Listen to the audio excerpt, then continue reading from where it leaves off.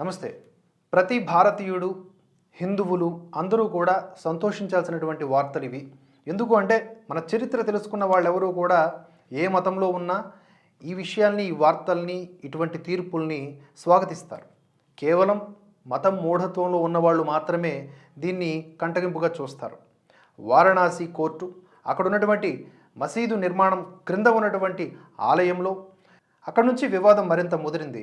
Varanasi court నిర్ణయం ఏదైతే ఉందో దాన్ని వ్యతిరేకిస్తూ జ్ఞాన్వాపి మసీదుకు చెందినటువంటి కమిటీ సుప్రీంకోర్టును డైరెక్ట్గా ఆశ్రయించింది. కోర్టు ఆదేశాలు రాగానే తొలుత అక్కడ హిందువులు వారణాసిలోని జ్ఞానవాపి మసీదు నేలమాలిగలో పూజలను నిర్వహించారు. వాటికి సంబంధించిన వీడియోలు ఇప్పుడు వైరల్గా మారాయి. ఇక మసీదు కమిటీ అప్రోచ్కి సుప్రీంకోర్టు ఎలా స్పందించింది అనే విషయానికి వస్తే, దీనిపై ప్రధాన న్యాయమూర్తి డివై చంద్రచూడ్ విచారణ చేపట్టారు. దీనికి గాను హైకోర్టు ప్రధాన న్యాయమూర్తిని మొట్టమొదటగా సంప్రదించాలి, డైరెక్ట్గా సుప్రీంకోర్టుకు కాదు అని చెప్పేసి ఆ మసీదు కమిటీని ఆయన కోరడం జరిగింది. అయితే సుప్రీంకోర్టు వారణాసి కోర్టు తీసుకున్నటువంటి నిర్ణయం పైన ఎటువంటి స్టే విధించలేదు. ఏదైతే పూజలు చేయాలని చెప్పేసి ఆర్డర్లు పాస్ చేసిందో దానిపైన. ఇది ఇక్కడ మనం గమనించాల్సిన విషయం. జ్ఞానవాపి మసీదు న్యాయవాదుల బృందంలో ఫుజైల్ అయూబీ, నిజాం పాషా, ఆకాంక్ష అనే న్యాయవాదులు ఉన్నారు. ఈరోజు తెల్లవారుజామున 3 గంటలకే ఈ బృందం హుటాహుటిన సుప్రీంకోర్టు రిజిస్ట్రార్ని సంప్రదించడం జరిగింది. ముస్లిం పక్షం వారణాసి కోర్టు ఉత్తర్వులపై స్టే విధించాలని కోరింది. అలాగే న్యాయపరమైన పరిష్కారాలు సూచించాలని కూడా అభ్యర్థించింది. దీంతో సుప్రీంకోర్టు ప్రధాన న్యాయమూర్తి ఆ తెల్లవారుజామున 3 గంటలకు ముస్లిం పక్షం రిజిస్ట్రార్తో సుమారు గంట సేపు మాట్లాడారంట.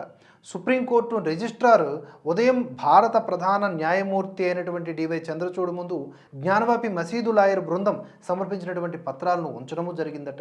ఆ పత్రాలను పరిశీలించిన అనంతరం సిజేఐ ప్రస్తుతం ముస్లిం పక్షం కోరుకునే విధంగా ఉపశమనం ఇవ్వడానికైతే నిరాకరించారట.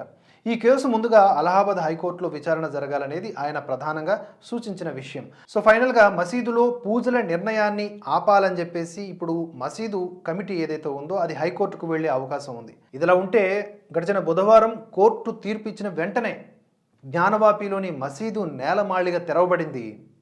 అనంతరం బుధవారం అర్ధరాత్రి అంటే తెల్లవారుజామున గురువారం నుంచే అక్కడ పూజలను నిర్వహించి హారతిని అందించడం జరిగింది. దానికి సంబంధించిన వీడియోలు మీరు చూడొచ్చు. ప్రస్తుతం వారణాసి కమిషనర్గా కౌశల్ రాజ్ శర్మ విధులను నిర్వహిస్తూ ఉన్నారు. ఈ స్థలం హిందువులకు అప్పగించడంలో తప్పే లేదు అని చెబుతూ ఉంటే మరికొంతమంది ముస్లిం మత పెద్దలు అక్కడ మేము 50 ఏళ్లుగా ప్రార్థనలు చేస్తూ ఉన్నాం, ఆలయపు ఆనవాళ్లున్నా కూడా మేము ఎట్టి పరిస్థితుల్లో అది హిందువులకు అప్పగించమంటున్నారు.